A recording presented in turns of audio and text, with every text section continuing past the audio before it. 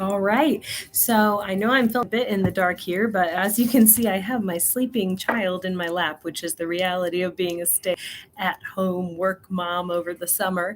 But hey, at least it's summer. So I am going to go ahead and create this video to just kind of give you a breakdown of how this class is going to look. Welcome to Communication 101 officially. I am going to go through some of the requirements that you'll need to complete in order to pass this class and walk away with a good grade, okay? So, number one, you are going to need to deliver speeches in this class. Hopefully, this does not come as a surprise, as this is a communication class focusing primarily on public speaking. But you'd be surprised, every single semester, I have students who try to pass this class without actually doing any public speaking. That is not really going to work. So, you will need to deliver several speeches in this class. You'll need to do 3 outlines, 3 visual aids, 1 paper, and then 5 quizzes, 4 video confirmations, and 1 exam.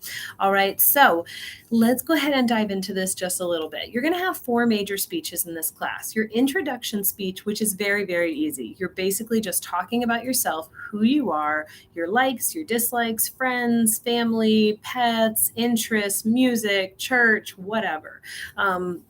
That all is going to factor into your introduction speech. The second thing you're going to have is your cultural speech, which is a speech where you're basically going to choose a culture. So it can be the Netherlands, or it can be Australia, or it could be Nigeria, or it could be Brazil. You can pick a culture and you're going to research that culture. You'll need to find at least 6 sources on it, and you'll present a 5 to 7 minute speech about that culture. You can talk about their dress, their religion, their customs, verbal communication, nonverbal communication. That includes language as well as customs, such as removing your shoes when you come in the door, that type of thing. You're going to create an informative speech where you choose a topic. This can be any topic that is not persuasive. So basically, you could choose a person and do a biographical speech. You could choose a historical event and talk about that event. You could pick something you're really interested in, like recycling or adopting a pet.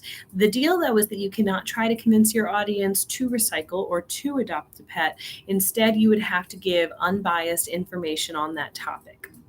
That's a 5 to 7 minute presentation that also requires 6 sources. You'll also need to give a persuasive speech where you choose a topic, research that topic, and then you're going to prepare a 6 to 8 minute speech based on 6 sources. And you're going to try to convince your audience to either act in a certain way or change their way of thinking. And there is a 5-step process you'll need to follow for that, but I'm going to outline that in a separate video, and I'll send you some information on that as well.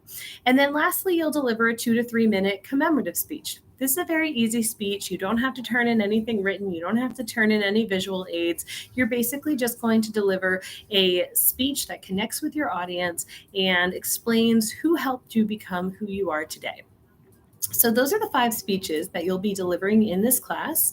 For 3 of those speeches, which will be your cultural, informative, and persuasive, you will need to develop outlines. Outlines are basically detailed plans for what you're going to say in your speech. You're not going to write down every single word, but you are going to break down your speech into an introduction with certain specific elements, which again will be in a separate video. You're going to break it down into your 3 main points, and then your conclusion, and finally your bibliography, where you'll cite your sources. So you'll need those for those 3 bigger speeches in the middle: your cultural, informative, and persuasive. You'll also need a visual aid when it comes to your cultural, informative, and persuasive speeches. This could be PowerPoint, Google Slides, Keynote, whatever it is that you're going to use for that. You'll need to develop at least 5 slides. One of those slides can be a what's the word for it? Like a header introduction slide. So it can just have the title of your speech and your name. And then the last slide can be your bibliography. So all of your other slides should contain information and pictures about your topic. You're going to have 5 quizzes. These quizzes will be sent to you via this online packet that I'm emailing to you. You're going to complete those and send them back to me, and they'll be based on the information that we go over here in these video lectures. The video confirmations, basically, I just need to make sure that you watch these videos in their entirety, and I'm going to have you type a specific phrase that I embed within the video into the comments, so I make sure that you actually watch the whole whole thing. All right. Not that I don't trust you, but I know myself. I try to just skip all the way through videos. I don't have the patience to watch them a lot of the time. But since we're not actually using a textbook for this session, it's going to be important that you are watching these videos because this will be your primary source of information as well as the written information that I'm sending you in the virtual packet. You'll also have one exam. This should be filled out and emailed back to me. Now, this is one important thing I want to note because this is something that trips up a lot of my students. No matter how clearly it's outlined, I want to make sure you understand. When you deliver speeches in this class, you are not going to deliver the speech directly to the camera like I am right now. I do not consider what I'm doing right now to be public speaking because I'm not speaking in front of a group of people. Rather, you are going to gather together some family members, some friends. It can be as little as 3 people, but you have to get them in the room. You have to show them to me on camera, and then you can either set up your camera to film yourself or you can have someone film you in the room, but you have to be speaking to a live audience when you deliver your speeches.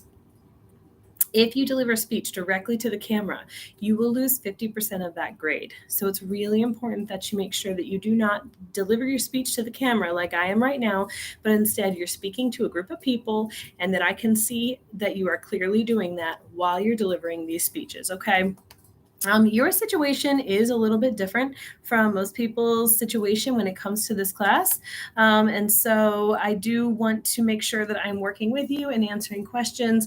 I do stay home with my kids over the summer, and so I really can't be as interactive as I would normally be during the school year, but I will try to respond to you where I can. My request is that you would record all of this, produce all of this work, and send this back to me by August so that I can grade it all at one time instead of having to constantly check in and give responses. We can obviously check in part of the way through the summer, but I just can't do things like I would normally turn them around within 48 hours. But again, this is a different situation than normal. So please let me know if you have questions. My email is smahoney@rosedalechristian.org, and I will keep an eye on that email, and I will look forward to talking to you soon. Thanks.